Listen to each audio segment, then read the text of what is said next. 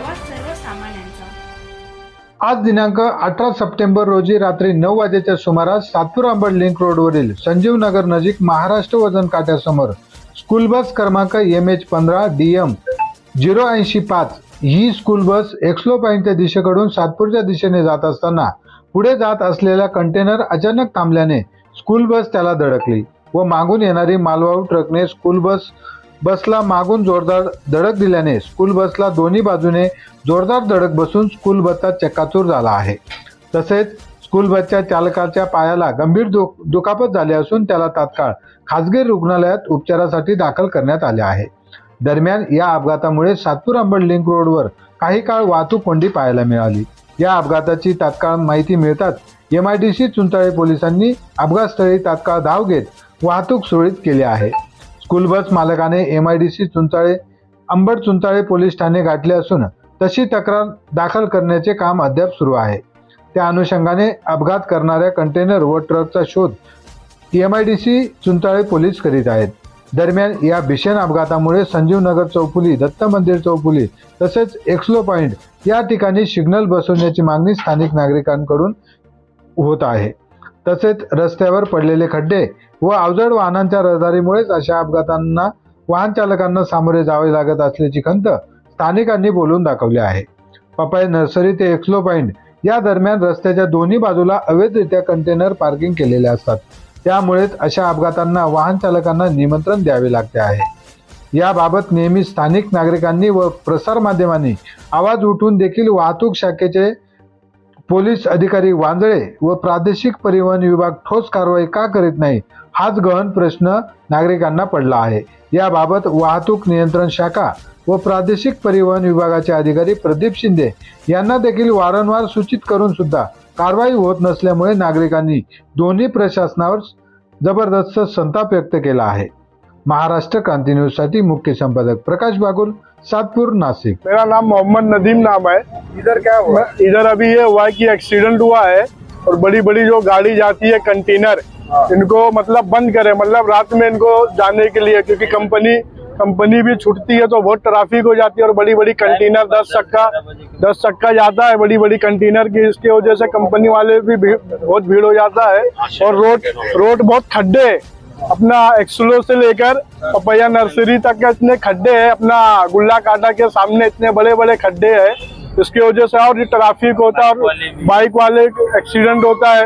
और मेरा यही है कि बड़ी बड़ी जो गाड़ी है कंटेनर, इनको बंद करके इनको रात में छोड़े, 10 बजे के बाद में छोड़े। और ये बड़ी बड़ी गाड़ी जाती है कंटेनर, आने जाने वाले को बहुत दिक्कत होती है। और जो यहाँ के जो कंपनी में जो सातपुर अंबड़ कंपनी में जो आते जाते हैं, इनको बहुत दिक्कत होती है बाइक वाले।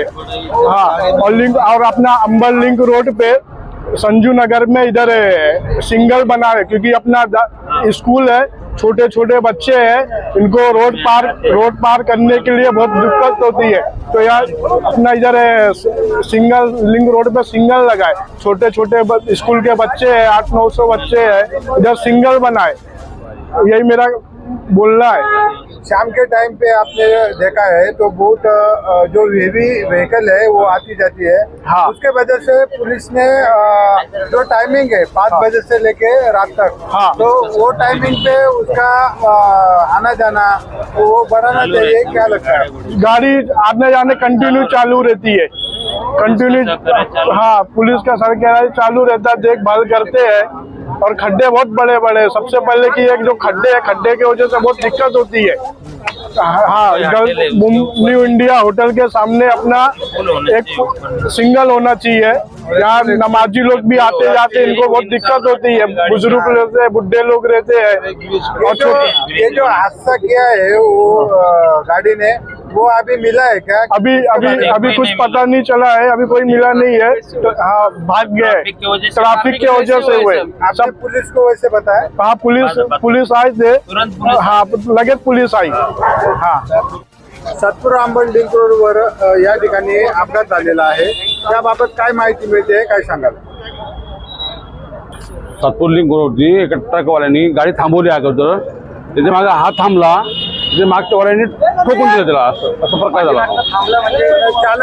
ब्रेक मारला. हा, चालकाला काही आज थोडा पायाला दुखापत झालेली त्याच्या, ते आता गेले दवाखान्यात घेऊन त्याला.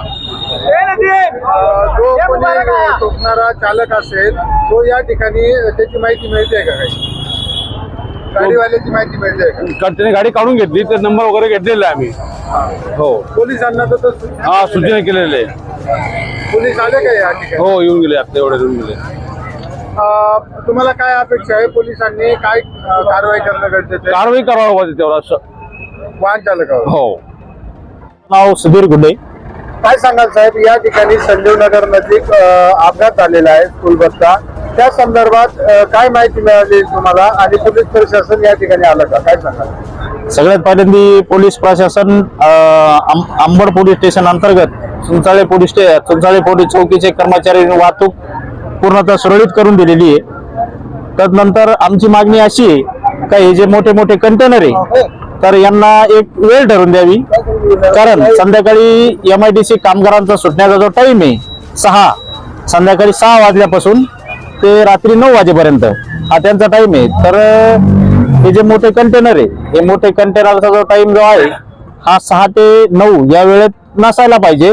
एक स्लो पॉइंट ते पपया नर्सरी यांना काहीतरी वेळ मर्यादा ठरवून देऊन प्रशासनाने का या 6 ते 9 या वेळेत रात्रीच्या वेळेस वाहने आणायचे नाही. दुसऱ्या वेळेस सकाळी 8 ते 10 वाजेपर्यंत त्याही वेळेस MIDCतल्या लोकांची जाण्या येण्याची कामाची वेळ आहे. त्याही वेळेत हे कंटेनर रस्त्यावर या पपया नर्सरी पासून एक्सलो पॉइंटकडे किंवा एक्सलो पॉइंटकडून पपया नर्सरीकडे यांना ही वेळ नसावी, ही आमची सगळी इथल्या नागरिकांची ही प्राथमिक मागणी आहे.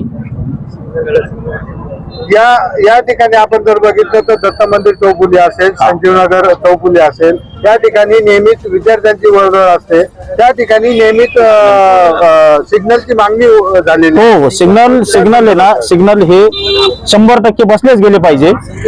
सिग्नल बद्दल म्हणजे सिग्नल आता तसे भरपूर ठिकाणी बसलेले, तर या रस्त्यावर भरपूर ठिकाणी सिग्नलही नाहीये. एक दत्त मंदिरला बसला पाहिजे, एक चुंचाळा फाट्यावर बसला पाहिजे, कृष्णा स्वीट पाशी बसला पाहिजे, संजीव नगरला बसला पाहिजे. त्याच्यानंतर जे रस्त्याच्या आजूबाजूला काही संध्याकाळच्या वेळेस वाहने उभे राहतात त्याच्यावर बी पोलीस प्रशासनाने कडक कारवाई केली पाहिजे. ही जी अपघातग्रस्त स्कूल बस आहे ती स्कूल बस कोणत्या एरियातली आहे?